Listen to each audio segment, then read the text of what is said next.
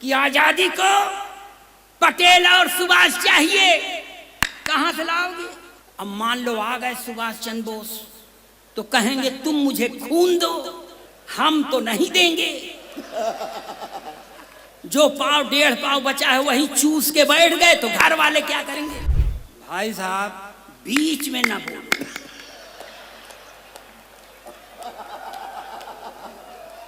बीच वालों से हमारी जान उठ गई है। कोई भी शुभ काम होता है बीच वाले चले आते हैं। अब बीच में न बोलिएगा, नहीं ऐसा शराब दे देंगे कि भोपाल में पैदा हो जाओगे और यमेले हो जाओगे। सर देखिए, ये भी औरतों के ऊपर बहुत निष्ठा नहीं रखता था जो मेरे पहले आया था, मैं भी नहीं रखता। सर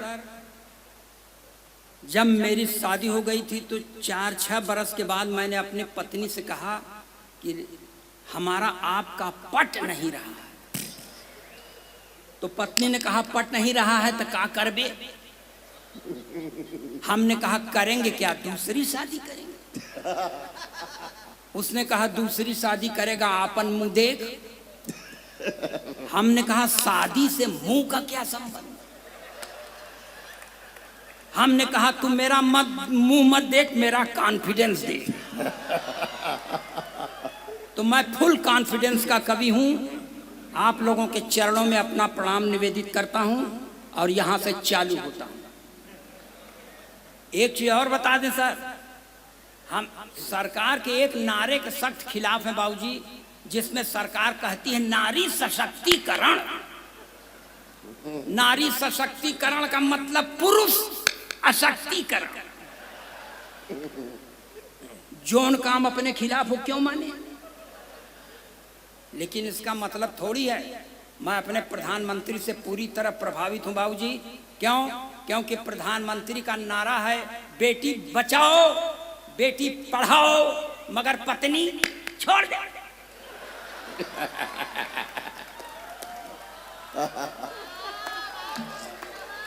वाह।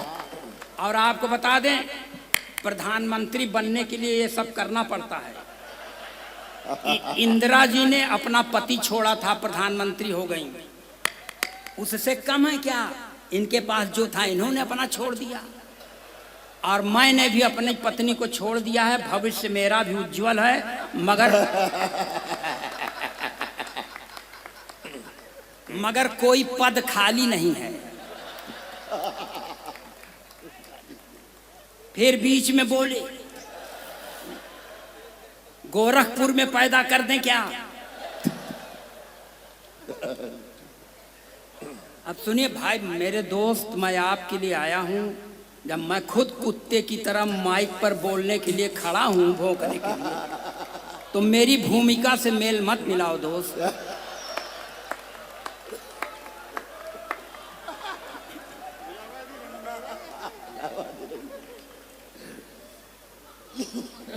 देखिए, अब हम पढ़ना तो बहुत चाहते हैं, मगर कांग्रेस के खिलाफ पढ़ नहीं सकते। भाई उनकी जनसभा में आए हैं, भाजपा के खिलाफ पढ़ नहीं सकते। उनकी सरकार है देश में और पढ़ने का मन है, तब क्या करें? सपा के खिलाफ पढ़ नहीं सकते क्योंकि उसमें सब अपराधी राजनीतिक हैं, मगर पढ़ने का मन है।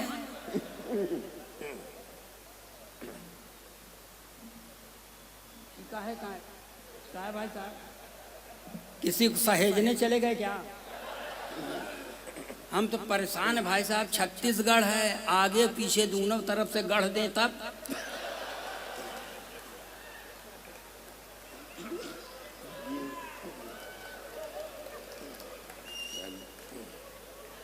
यहां से सुनिए 4 पंक्तियां यहां से शुरू करता हूं। एकदम देशभक्ति के चाशनी में डुबो के पढ़ता हूं। अच्छा हुआ देश यहां पर वीर रस के कवियों को नहीं बुलाया, बहुत अच्छा किए सर। क्योंकि वीर रस का कवि जानते हैं क्या पढ़ेगा, पाकिस्तान का सीना फाड़ देंगे, रावलपिंडी में झंडा गाड़ देंगे। काहे गाड़ दोगे भाई साहब, यहां जगह कम है क्या? जो काम यहां करना चाहिए यहां नहीं, सिर्फ रावलपिंडी वही झगड़े की जड़। और टिप्पणी पर ताली बजाना कि नापाक सरजमी पर पाक तिरंगा झंडा नहीं फहराया जाता।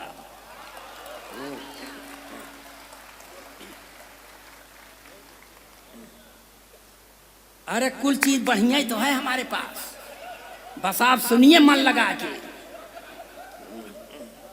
और वीर रस कवि सर क्या पढ़ता है कि आजादी को पटेल और सुभाष चाहिए, कहां से लाओगे? अब मान लो आ गए सुभाष चंद्र बोस, तो कहेंगे तुम मुझे खून दो, हम तो नहीं देंगे। जो पाव डेढ़ पाव बचा है वही चूस के बैठ गए, तो घर वाले क्या करेंगे?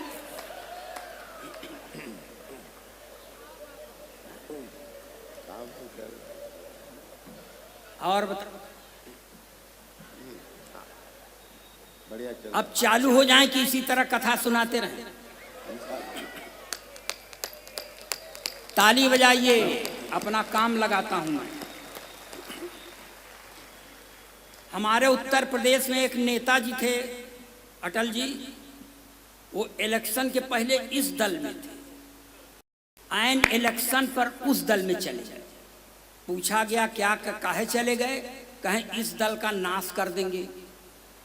पूछा गया कैसे नाश कर दोगे? कहते हैं मैं नेवला हूं, तो चार पंक्तियां उस नेवले की ओर इशारा करता हूं। अगर आप चार पंक्ति के बाद हमें भरपूर समर्थन देंगे तो पांचवी पंक्ति पढ़ेंगे, नहीं कसम खा के नहीं आए। सारे तिलिस्म टूट गए ठाट बाट के, सारे तिलिस्म टूट गए ठाट बाट के, खूब माल कमाए थे चरण चाट चाट के, खूब माल कमाए थे चरण चाट चाट के, सारे तिलिस्म टूट गए ठाट बाट के। बीजेपी को तो सांप खुद को न्योला बताते, बीजेपी को तो सांप खुद को न्योला बताते, धोबी के कुत्ते हो गए घर के न घाट के। ये कौन नेताजी थे सर, आपको मालूम हो गया? कौन? राजभर स्वामी प्रसाद मौर्य। तुम्हार सामान्य राजनीतिक ज्ञान हमार तुमसे ज्यादा अच्छा है, इसलिए कि आप छत्तीसगढ़ के हो। हाँ, अरे यार यहां से बीच में बोलवैयन कर तांता लगा है साहब। हाँ भैया। और पढ़ता हूँ चार पंक्तियां सर जी, इसको भी ध्यान से सुन लीजिएगा। फोटो खींचे वाले भगवान करें इनका कैमरा टूट जाए, इनका मोबाइल गिर जाए। हाँ हाँ भैया। बोलो ना, बोलो ना, बीच में ना बोलो। हम बहुत कुत्ते की तरह भौंकने के लिए खड़े हैं, हम खुद है, बीच में ना बोलो। हाँ भैया। जो हैं पढ़े लिखे वो सब हैं संतरी बने, जो हैं पढ़े लिखे वो सब हैं संतरी बने, अपराधी माफिया हैं जो वो मंत्री बने, अपराधी माफिया हैं जो वो मंत्री बने, जो हैं पढ़े लिखे वो सब हैं संतरी बने। जिसने विवाह करके अपनी पत्नी छोड़ दी, जिसने विवाह करके अपनी पत्नी छोड़ दी, वो अपने देश में प्रधानमंत्री बने।